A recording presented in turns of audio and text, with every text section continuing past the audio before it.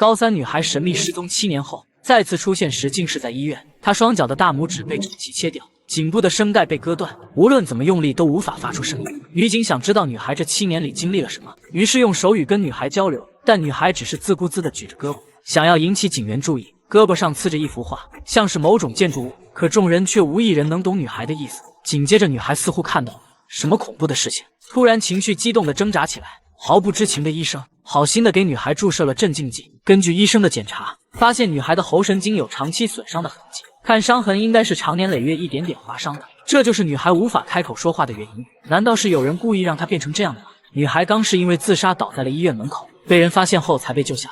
现在看来，女孩很有可能是经受了长期的虐待。然而还没等女孩做完全面检查，她就再次消失在众人面前，这让刑警队的陈队失去了理智。因为女孩就是失踪了7年的小美，当年就是她的大意导致小美失踪的。那时小美住在她家隔壁，每天早上她都会收到小美送来的鸡蛋。直到那一天，小美找到她，说是有人总是在她家门口放了一些奇怪的东西，里面甚至还有她的照片。小美怀疑有人一直在跟踪监视她，当时陈队并未放在心上，只以为女孩是在开玩笑。可从那天以后，女孩就再也没有出现过。更加诡异的是，警方竟然从陈队家的花坛里找到了2根小美的断指。为此，警方将她的家里被翻了个底朝天，可依旧一无所获。她也被怀疑调查了很久。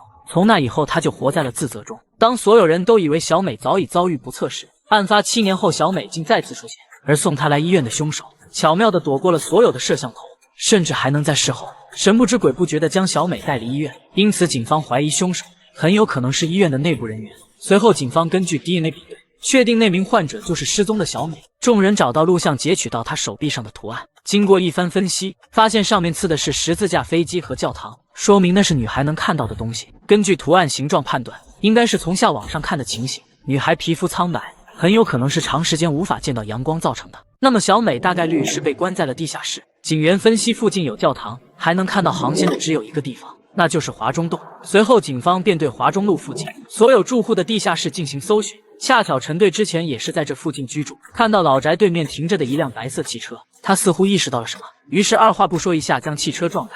蹲下一番观察后，眼前的画面跟小美手臂上的一模一样。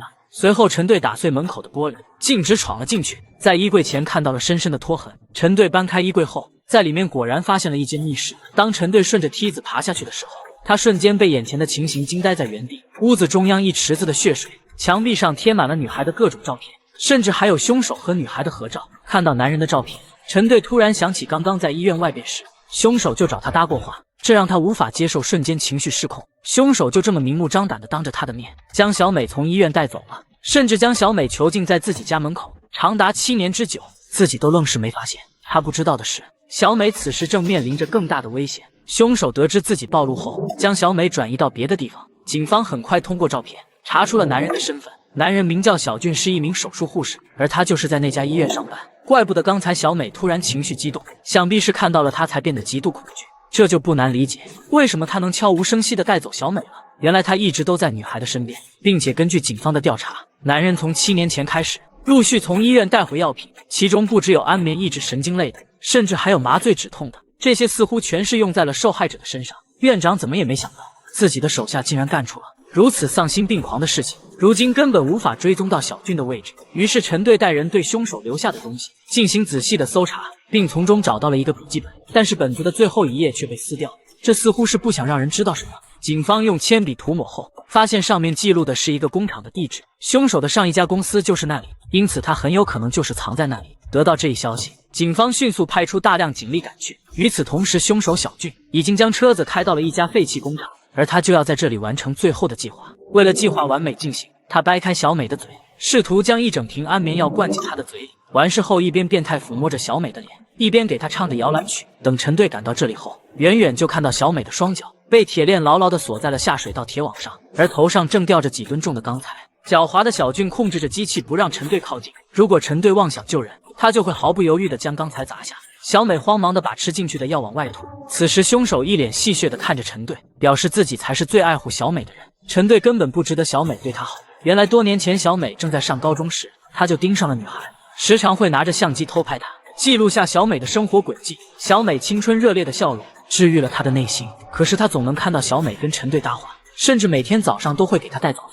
他仿佛把自己当成了小美的监护人。到了小美长大成人的日子，小俊终于鼓起勇气，在小美家门口放下了她的礼物，一双小红鞋、几包卫生巾，还有他所有的照片。在他看来，这是一种纯粹的关心，可这样的行为吓坏了小美。他认定这一定是变态在跟踪自己，于是将事情告诉了陈队。可陈队并未将事情放在心上，甚至还觉得小美太粘人，十分烦恼。小俊偷偷躲在不远处，将一切尽收眼底。当看到小美将自己送他的东西像拿着垃圾一样丢在陈队面前时，他彻底压抑不住怒火，认为自己的真心被辜负，小美竟把他当作变态。于是当晚就绑架了小美，之后拿着电话告诉他，如果陈队真的在乎你，能及时接到你的电话，我就放你回去。然而正在执勤的陈队看着女孩的电话，不耐烦地拒绝了。在小俊的眼里，陈队根本配不上小美的好，于是他将小美的脚趾放进了陈队的院子，谁知竟误打误撞，让他背上了杀人犯的罪名。本以为受到不白之冤的陈队会更加努力地寻找小美，谁知道他竟然直接搬走了。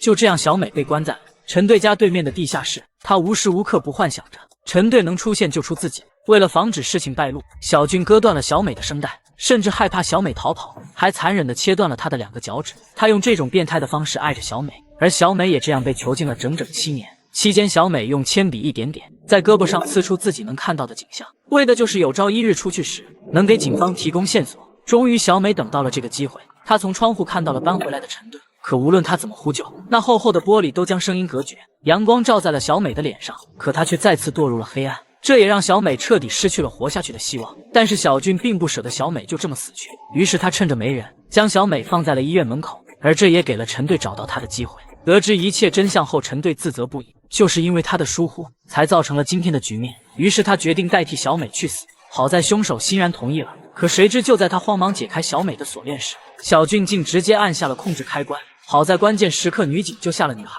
陈队也顺利逃过一劫。缓过神后，陈队赶忙朝凶手追去，最终将他堵在了一处仓库。